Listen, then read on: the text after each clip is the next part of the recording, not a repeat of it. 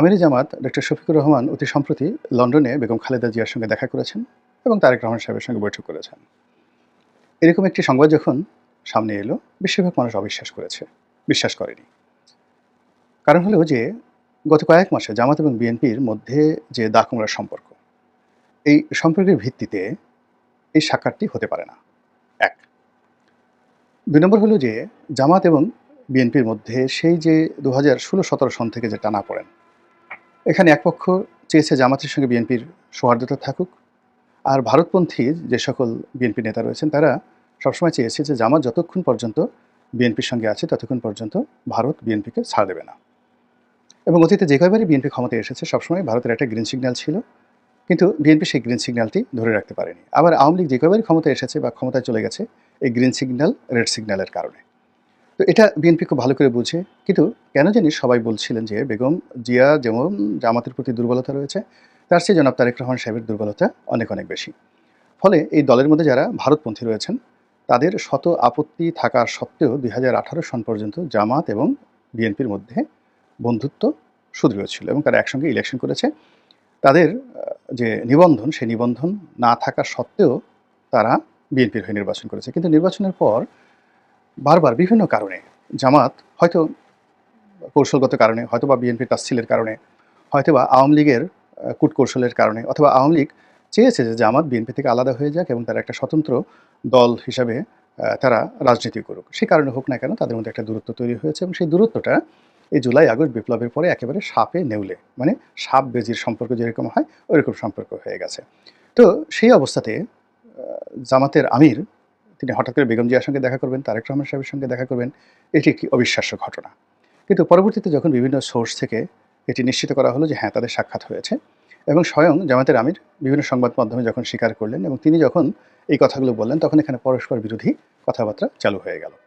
যারা জামাতপন্থী লোক তারা অনেকে বলার চেষ্টা করছেন যে বেগম জিয়া খুব অসুস্থ ছিলেন, তাকে দেখতে যাওয়াটা একটা মানবিক দায়িত্বের মধ্যে ছিল। এর কারণ হলো দীর্ঘদিন জামাতের সঙ্গে বিএনপির সম্পর্ক ছিল।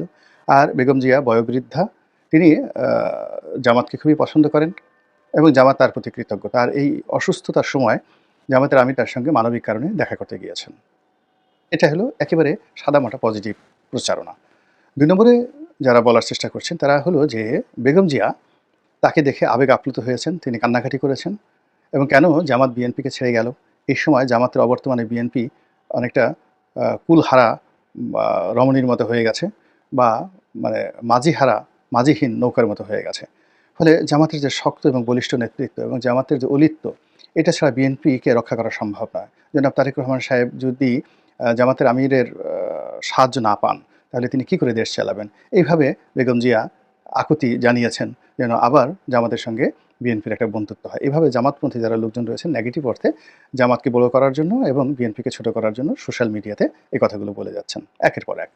আর বিএনপির যারা লোকজন সোশ্যাল মিডিয়াতে তাদের বক্তব্যটা হলো যে শেষ পর্যন্ত তো সেই নাকে খত দিলি মধ্যখানে পানি ঘোলা করে, বা সেই জল খেলি পানি ঘোলা করে।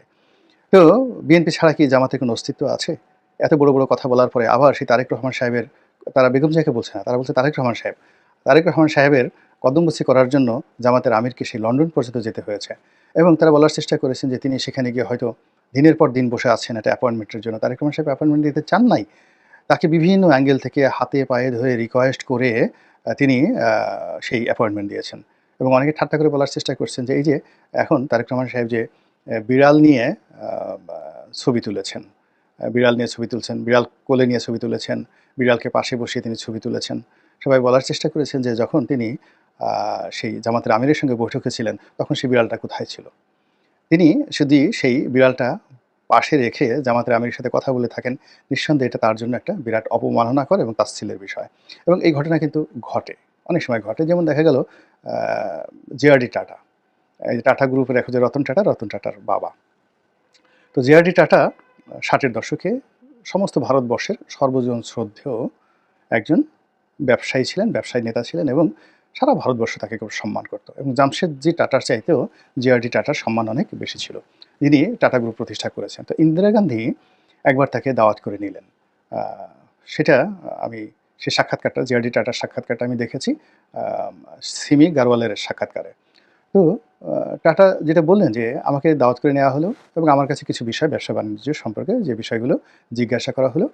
তো সেই বিষয়গুলো আমি বললাম একেবারে সত্য কথা এবং সম্ভবত আ তার পছন্দ হলো না। আমার কথাগুলো পছন্দ হলো না। ফলে তিনি আর আমার প্রতি অ্যাটেনটিভ রইলেন না। আমি কথা বলতেছিলাম। তো এই সময় তিনি অন্যদিকে তাকিয়ে তার টেবিলে যে বিভিন্ন খাম ছিল, সেই খামগুলোকে তিনি খুলছিলেন, দেখার চেষ্টা করছিলেন। মাঝে, মাঝে উদাস দৃষ্টিতে জানালার দিকে তাকাচ্ছিলেন। এলোমেলো আচরণ। তো টাটা বললেন যে, "আমি বুঝে গেলাম যে what is the body language. আমার আর কথা বলা উচিত না। আর দ্বিতীয়ত ভবিষ্যতে এখানে আমার আর আসা উচিত নয়।" তো এই যে জেআরডি টাটার এই আত্মমর্যাদাবোধ ছিল, কিন্তু আমাদের দেশের রাজনীতিবিদদের এই আত্মমর্যাদাবোধ নেই। আমরা ক্ষমতার জন্য সবকিছু করতে পারি। পা ধরতে পারি, তারপরে শেষে আ কাউকে সুসু করে দিতে পারি। আ সুসু তো বুঝেন আপনারা কি জিনিসটা হয়, বা কোনটাকে সুসু বলে। তো আমরা কাউকে সুসু করে দিতে পারি। আমরা কারো জুতো মাথায় নিয়ে ঘুরতে পারি।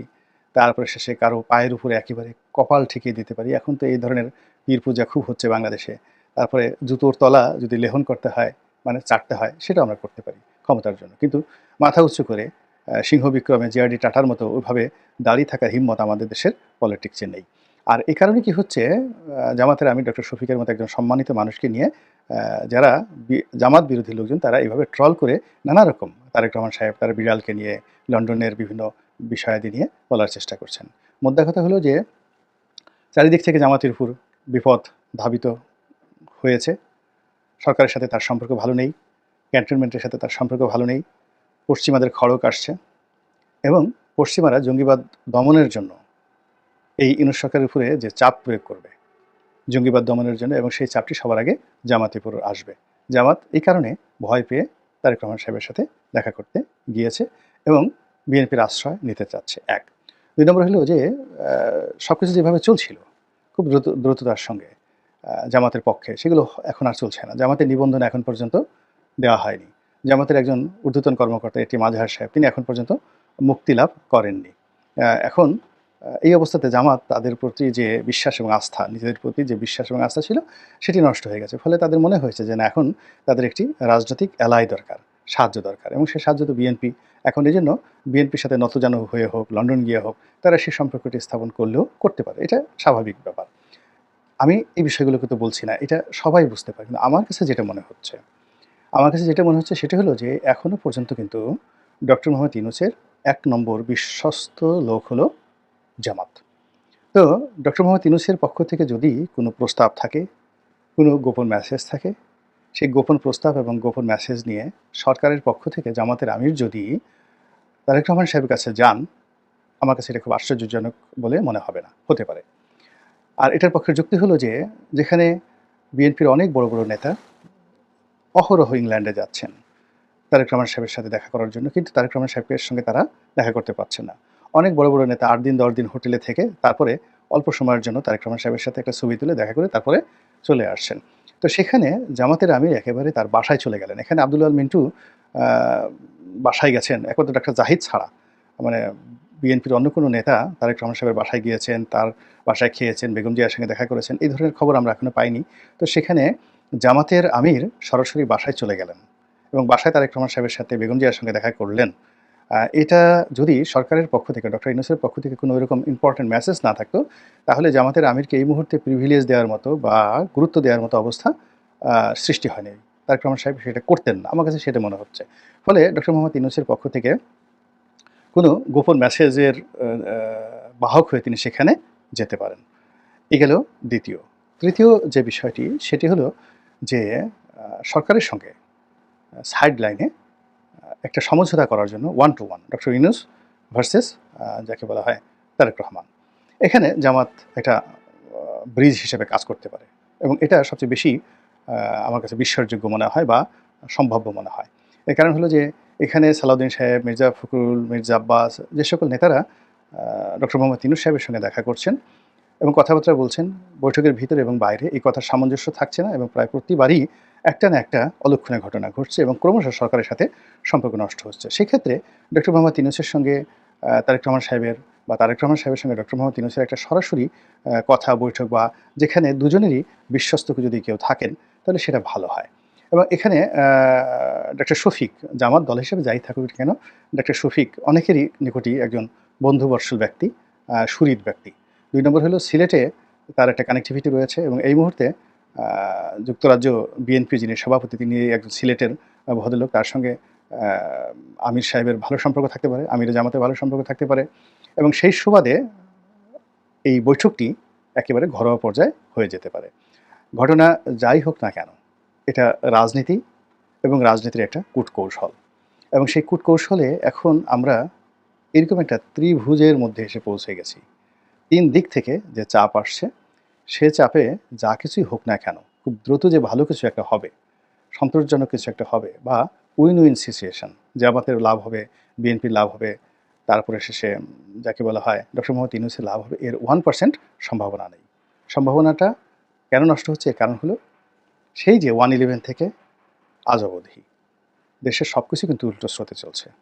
২০০৯ থেকে আওয়ামী লীগকে দায়ী করেন, তার আগে ৩ বছর আপনি 1/11 সরকারকে দায়ী করেন। তার আগে সেই ২০০১ থেকে ২০০৬ ওই সময় হাওয়া ভবন সংশ্লিষ্ট যে সমস্ত লোকজন ছিল তাদেরকে দায়ী করেন। ক্রমশ যে ক্ষতগুলো তৈরি হয়েছে, সেই ক্ষতগুলো মানবিকতায়, চিন্তা চেতনায়, চরিত্রে, আচার আচরণে, ব্যক্তিত্বে, সততায়, ন্যায়নিষ্ঠতায়, অমানবিকতায়, অশিষ্টাচারে আমরা যে বড় বড় গর্তগুলো তৈরি করেছি, এই গর্তগুলো ভরাট না হওয়া পর্যন্ত এই জমিনে শান্তির বাতাস বইবে না। আল্লাহ আমাদের সবাইকে হেদায়েত দান করুন।